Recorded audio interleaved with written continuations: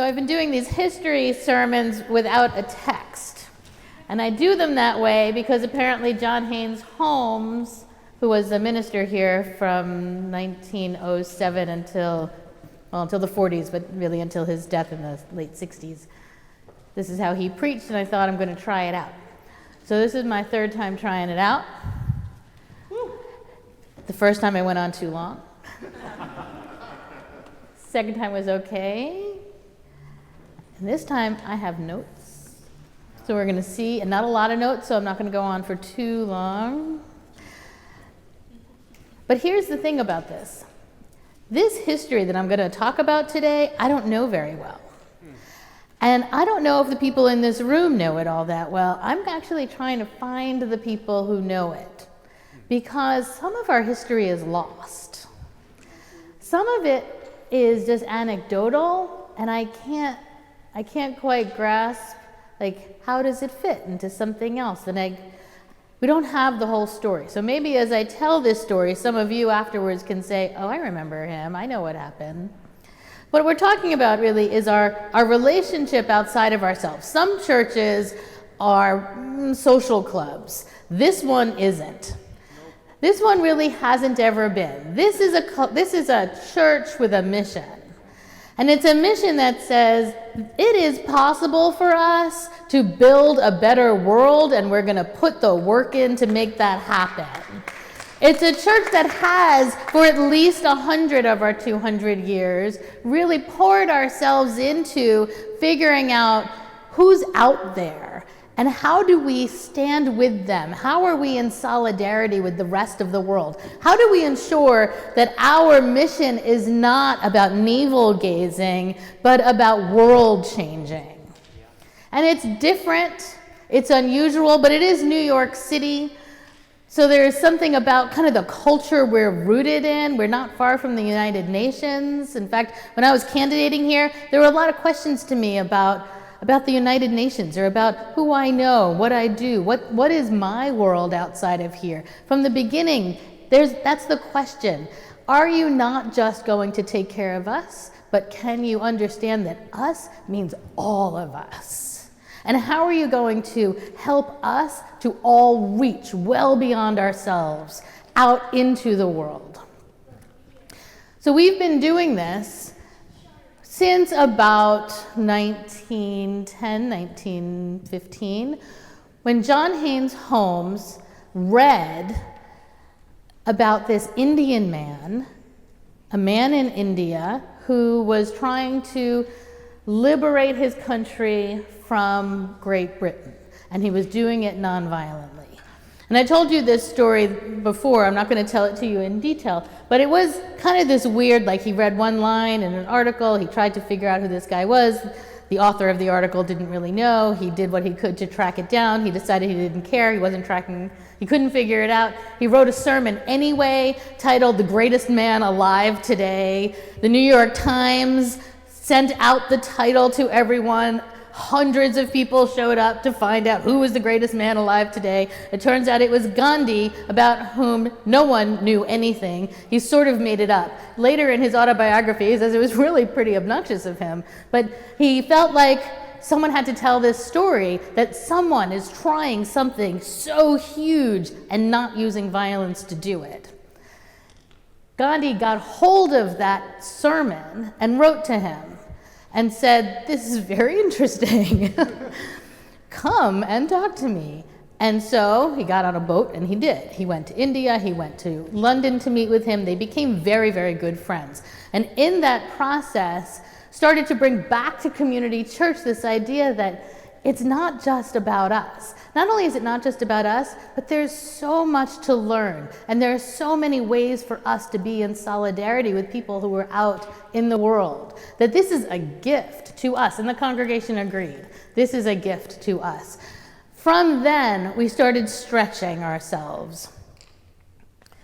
In 1944, Don Harrington became the minister here. Some of you were here. You remember at least the end of his ministry. There was a Unitarian church in Harlem. John Haynes Holmes and his wife had become members.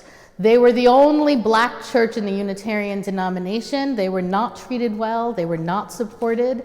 Community Church was committed to supporting that church, becoming a sister church. So the minister and his wife joined the church. When Don Harrington showed up here and became the minister in 1944, first working with Holmes and then on his own, he and his wife joined the Unitarian Church in Harlem. Reverend Harrington then became friends with a Methodist minister there, and they were then approached by a group of students from Columbia. And the group of students in 1953 said to them, there's something happening in South Africa that we are hoping to find a way to bring Americans into. We would like for Americans to understand what apartheid is and what it's doing to South African people. So Don Harrington and his Methodist partner said, we will join you and start a committee to bring this question forward. And I'm going to see, it's called the American Committee on Africa. And it was started here in Community Church. Community Church offered them space, office space, infrastructure, copy machines, phones, whatever they needed to start. That became, along with other things, it became the American Office for the African National Congress. It was also an office for a wide variety of African affairs, bringing all of the stories back, stories of poverty, stories of war, stories of need, because the stories weren't being told. So it was a group of people telling the story. They were the reason why, and I only know this because Nelson Mandela showed up here and told us, they were the reason why the United States of America got so connected to that story, to work in solidarity with the African National Congress in South Africa, eventually pushing the story so loud and creating boycotts that were so powerful that apartheid eventually fell. And Nelson Mandela came here. He went to two churches, he went to Riverside and he went to Community Church. And he came here to say, thank you. This wouldn't have happened. Not only, he said, my freedom comes from the pressure the United States put on my government. And the United States put that pressure on my government because Community Church stood with us. That's an amazing story. It's a powerful story. It's a huge story. It isn't the only story, though. There's a member here, Asfaha. Does anyone remember? Does anyone know Asfaha? So he just passed. He just passed a few weeks ago. When I arrived here, he contacted me to say, I've been a member a long time, raised my children there. I worked through your church, and now I need your help. Well, when he says he worked through our church, what he means is that he started in 1981 an organization in his own basement. He's an Ethiopian refugee, and he was working with people who were living with AIDS. In 1981, African refugees living with AIDS in New York. He was a member here, and the minister here said, you don't need to work out of your basement. We have space, we have staff, we'll support this. And he moved into Community Church and grew this committee, grew this organization, grew it so big that they actually grew out of Community Church and moved out into their own offices. They served that population and then expanded the population to work with African refugees. When he contacted me when I got here, it was to say there's a genocide happening in Tigray. Now I have to tell you that as a minister, I'm used to I'm sick and I need to talk. My mom passed. I'm struggling with my son's drug addiction. And here's what I'm not used to. There's a genocide and you're my minister. How are you going to stop it? Which I have to tell you is exactly what he said. He was not messing around. He was like, look, you are my minister. I don't know you and you don't know me and I don't care because you were called to this church and there's a genocide. So I said, okay, let me see And I called some people to figure out who I know. Who do I know? What do I know? I knew a guy. I knew a guy who knew a guy. Because we're in New York and we're sort of lucky like this. And the guy I knew knows a guy in the Security Council of the United Nations. And I said, I think there's a genocide in Tigray. And the guy I knew used to live in Ethiopia. And he said, I don't know anything about it. And I said, I don't know anything about it, but he says he can't reach his family. And everyone he knows can't reach their family, and the stories that are coming back are horrific.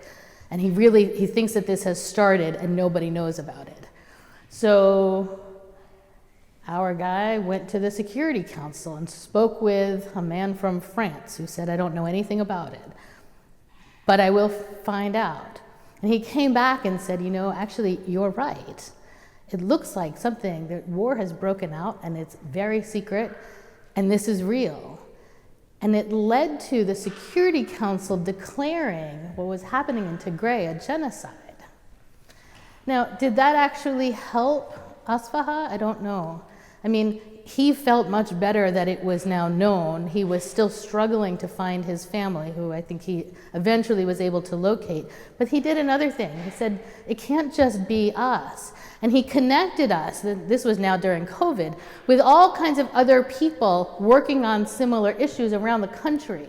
And we started to have conversations and build these relationships. That's part of it's our present, but that's our history. It's who we were and it's who we are. It's who we continue to be. Don Harrington founded Fair Play for Cuba in 1960. Again, Community Church of New York offered offices and infrastructure. He was socialist. He would be very clear, I am socialist, I'm not communist. Other members of this organization he founded were Maya Angelou, James Baldwin, Norman Mailer, Simone de Beauvoir, Truman Capote, and Lee Harvey Oswald. When JFK was assassinated, that committee disappeared. But the work of the committee, or the conversation around economic equity, did not disappear, and new models of economic justice did not disappear. That conversation continues here since. So the question for us may be, what's next? What are we doing next? We have been asked to think about the Middle East. We've been asked to think about genocide. We've been asked to think about climate. I've been doing my own work in climate. Maybe that's what's next. We have Mila here. She's doing her own work in climate internationally. You can't do climate in any kinds of borders. You need to be thinking planetary. There's a lot of work for us to do next. There is a planet right now that is hurting. This is a country right now hurting. We are a people right now hurting. There is tremendous need, and we have something many others don't have. We have each other. What keeps coming back for Community Church, I'm going to say there are two things. One is we have something we can offer when someone asks. Our answer, number two, is yes. We can say yes. I started here saying this is a ministry of yes. How do we get back to a place of saying, yes, let's try. What do you need? Yes, let's try. Not just what can we give you, but how do we stand together in this? What can you teach us? How do we become partners? How do we collaborate? How am I your ally? How can we be accomplices in the creation of liberation? How do we together create the world that we dream about, right? That's what's next for us. And so as we move into this next stage, I am challenging all of us to ask ourselves, where is the greatest need, and how do we say yes?